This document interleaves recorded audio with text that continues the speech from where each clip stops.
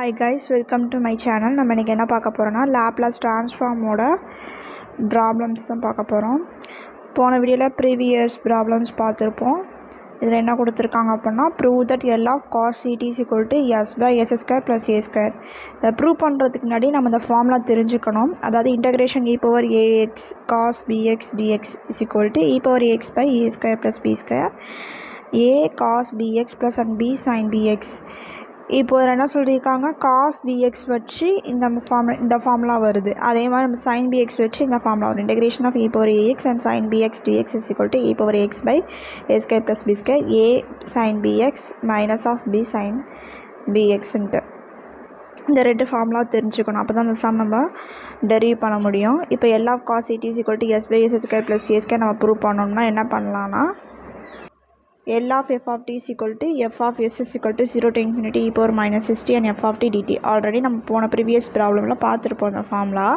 அதேபடி இப்போ L of f of tக்கு பதிலாக என்ன இருக்குது இந்த இடத்துலனா L of cos 18 இருக்கா. அப்போ f of tக்கு பதிலாக 0 to infinity e power minus st and cos et dt போட்டாச்சு. இப்போ அந்த ஃபார்முலா என்ன பண்ணியிருந்தோம், நம்ம integration of 0 to a e power ax and cos bx dx இந்த ஃபார்முலா படி e power minus st by s square plus B square. அதாவது எஸ்ங்கிற இடத்துல மைனஸஸ் இருக்குது அண்ட் பிங்கிற இடத்துல ஏ இருக்குது, அப்படி தானே. அப்போ அது படி இந்த ஃபார்முலா படி அப்ளை பண்ணிக்கிட்டாச்சு. இப்போ minus ST by S square plus A square minus cos AT plus and A sine AT 0 to infinity. அடுத்த லிமிட்டை சப்ஸ்டிட் பண்ணுறோம். 1 by S square plus A square காமனாக வெளில எடுத்தாச்சு. இப்போ இன்ஃபினிட்டிவ் சப்ஸ்டிட் பண்ணுறோம். அடுத்து 0 சப்ஸ்டிட் பண்ணுறோம். அப்போ e power minus infinity 0 and e power anything வந்து என்ன கிடைக்கும், 1 தான் கிடைக்கும்.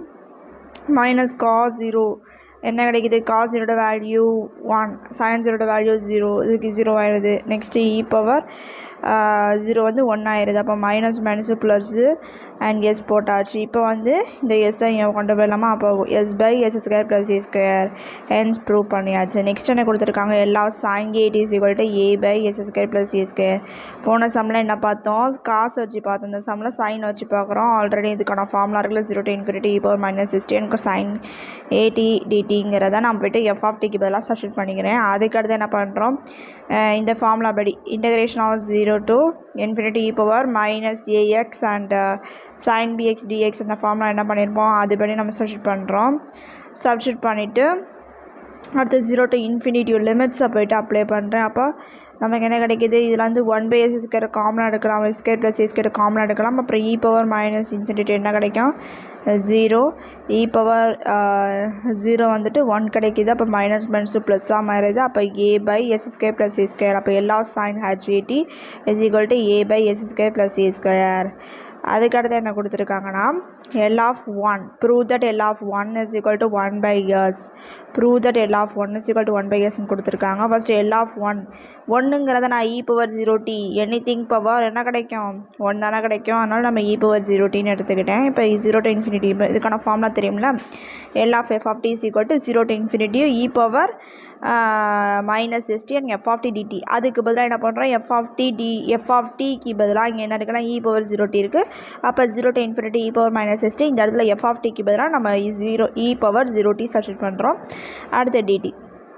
இதுக்கு அடுத்து என்ன பண்ணுறேன், e power minus 60 differentiate integration பண்ணுறோம். E power minus 60 by e power minus 60 integrate பண்ணும்போது என்ன கிடைக்கிது, இ பவர் மைனஸ் 60. இது வந்து 1ஆக மாறிடும். Next e power minus 60 by மைனஸஸ் அப்புறமாட்டு 0 to infinity. அடுத்த லிமிட் சப்ஸ்டிட் பண்ணுறோம். அப்போ இ பவர் மைனஸ் இன்ஃபினிட்டி 0 ஆயிடுது. E minus of e power 0ங்கிறது 1 வந்துடுது. அப்புறம் கீழே உள்ள மைனஸ் மைனஸ் வருது, ப்ளஸ்ஸாக மாறுது. அப்போ 1 பை எஸ். ஓகேவா. அப்போ L of 1 is equal to 1 by S. Okay, thanks for வாட்சிங்.